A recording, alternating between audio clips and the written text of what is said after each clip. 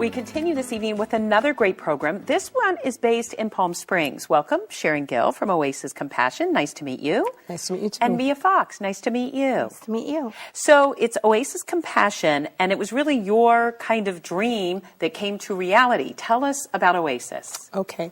I began Oasis about 7 years ago. I just had a vision that I wanted to do something more with my life than just making money. I was running a law firm at the time, and I got started in the back of a church in about 200 square feet of space, began a food pantry and a small clothing closet. And that was around 2003. And at the end of that year, I got an anonymous donation to move into the community. And I moved into Green Acres in about 1,500 square feet of space and launched a larger program. And right around 2004, really took off. And what Oasis does, really, we work with clients who are living below the federal poverty guidelines, those who are impoverished, disempowered. And we identify the roadblocks to their success and work on a plan of action to get them to their next step. We run a food pantry, we run a career center, we run a thrift store, and we're about to open a new women's center, which I'm very excited about, really. And the way how our program works, that may be a little bit different from an average food bank, is that you are required to take classes in our computer center. And so you're given a 6-month membership based on your qualifications. But during that time, you have access to our food pantry once per week for perishable items, once per month for canned goods.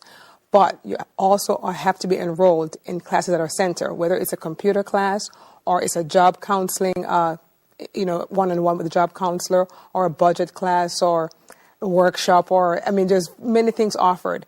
If for some reason you are not following through with that plan of action, we do discontinue you from the other services because we believe that you should invest in yourself, invest in your own success. And you really came to that through your own experiences. You saw that when people had a vested interest, when they could better themselves, they were more engaged in your program? Absolutely, because when we first began, classes were optional. And I would notice that the folks who would take the optional classes, they would talk about, their jobs or, their own betterment, and they wouldn't ask to repeat the program. They would actually leave the program even sooner than they were required to do so. But the ones who did not take the classes would want to repeat the program. And I realized that, wait a minute, we're not really solving the root issue. So a couple of years in, I decided to make that part of the program actually mandatory. And I saw where people really took ownership of their own success, and it made a real big difference in terms of their success rate. For example, we saw more people getting jobs. We saw more people thinking differently. We just saw a greater self-esteem in people. And I remember one day a lady said to me, "Thank you for not giving me a box of food and telling me goodbye. Thank you for believing in me that I could be something better." And that really encouraged and motivated me to keep adding more classes as the needs, as we saw the need to. And Mia, you came to the programs. Yes, back in 2004. How did you end up there? What happened? There was another community agency that had referred me. I believe sometimes they interact and network together, and they had referred me. And I went in. I was a single mother. I had a little baby. She was only 5 months old at the time, and another child. And I was really in a point in my life when I was very down and out. And Miss Gill and her compassion agency, they really helped me. I had certain situations which I know right now people must be desperate, because in order to get out back into the job world, you have to have the proper attire, clothing, for, women's products and things like that in order to actually feel good and go on an interview. If you don't have these things, it's stopping you and preventing you to go out and do your job. And at the time that you came to Oasis Compassion, were you working? Did you have a home? Did you have an income? I was not working. I had no income. With the pantry services, it was a little bit of an uncomfortable situation, because you don't want to have to go and do those things. And they treated me like a real person, and they didn't judge me. Thank you for that.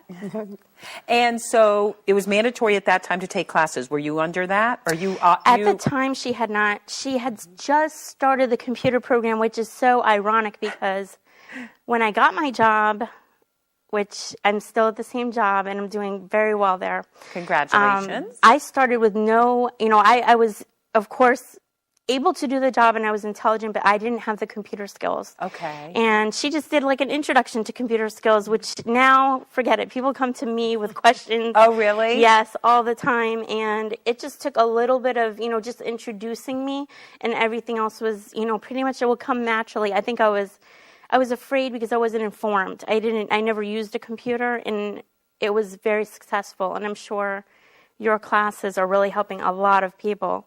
So that was kind of a little bit of inspiration to go out and get a job. Did they help with the resume and that interviewing process and stuff? I had a resume, okay. And they have, it's beautiful. They have specifically, they're meeting with women and trying to help them find, and I guess they're coordinating, working on the resumes, and I was sent on an interview. Okay. So Through the agency? Yes. And that interview just worked? It was something you were qualified for? I think Miss Gill screened me first. You practiced? Yes. Yes, she had to. And that helped? Yes. Now, so talk about, at that time, did you think, I'm going to get this job, I'm going to get back on my feet, my kids are going to be okay? Were you in that position yet, or was it really kind of going through, I think I might have been a little bit doubtful, and I think I might have been even in a way making excuses because, like I said, I was in such a bad situation. My self-esteem was very low. There was a lot of reasons. It was too far. My car was not in good condition. I have a new car. I'm doing so well. I can't even imagine myself the same person I was 6 years ago. I'm not the same person I am now. And you credit a lot of that to Oasis? Yes. And I've visited, I've been back, oh, and, it's like family. She mentors me. I look up to her a lot. And is that what it's all about? I mean, I know that not everyone, and a big credit to you, Mia, because you wanted to do this. You had the desire to make your life better. And I know, Sharon, you and I have spoken and said that's a key. You can have the best programs, the best classes, the best counselors, but you got to do it at the end of the day. Is this what keeps you going, though, stories like Mia's? Absolutely, because when Mia came in, I didn't see her first. My receptionist saw her and saw something in her and said to me, I think I should speak to this woman. I think there's something more to her than the average walk-in. So I agreed to meet with Mia, and I saw the something in her. She was in tough situations. She had a 3-month-old baby, and it was after the hurricanes, and they were doing pretty badly. And Mia needed a lot of help. But I did see something in Mia's eyes, and I saw intelligence when I interviewed her. And I had a connection with a law firm, a local law firm, and I asked them to interview her, to give her a shot. And they interviewed her, and they saw the same thing in her as well. And Mia has been at that job for 6 years. That's amazing. Has done amazingly well. She's a trainer. She's on their foundation committee, and so we were able to even get, donations to the law giving firm. back. Very good, Mia. Definitely giving, but she's our advocate there. And she also is going to be part of our development committee to help us secure more donations. And Mia, for me, represents what it is when you look at someone and you see potential, not to just dismiss someone because they walk through the doors of your agency, but to look and see there's something beyond that can be developed. And I saw that in Mia, and I was glad we took the time to really work with her and build up her self-esteem. We gave her clothing for her job so she could look presentable, and really encouraged and mentored her throughout the years. And she's really made us proud. And I know